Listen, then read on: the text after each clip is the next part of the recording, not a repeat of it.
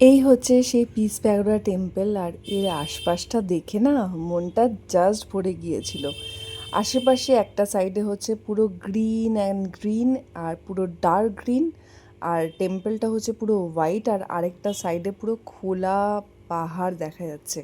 তো এই দৃশ্য দেখতে দেখতে আমরা উপভোগ করতে করতে এই টেম্পলটায় যাচ্ছিলাম। আর মোস্ট অফ দ্য ভিডিওসে যেখানে আমাকে দেখা গেছে সেই সব ভিডিও আমার মেয়েই আমাকে করে দিয়েছে। এই কিছুদিন আগেই আমি একটা রিলস শেয়ার করেছিলাম, সেখানে এখানকার কিছু ক্লিপস দিয়েছিলাম এবং অনেকেই আমাকে জিজ্ঞাসা করেছেন, যারা আমাকে পার্সোনালি চেনেন তারা আমাকে হোয়াটসঅ্যাপে মেসেঞ্জারে জিজ্ঞাসা করেছেন কি কোথায় এই টেম্পলটা, কোথায় গেছো, খুব সুন্দর লাগছে, এই লোকেশানটা কোথায়। তো এইটা হচ্ছে পিস প্যাগোডা টেম্পল।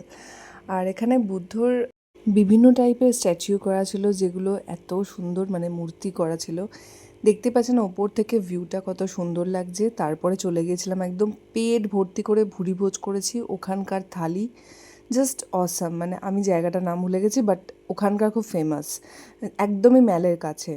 ওখানের আমরা লাঞ্চ করে চলে এসেছিলাম ম্যালে, এবং ম্যালে কী কী করলাম সেগুলো পরের ভিডিওতে।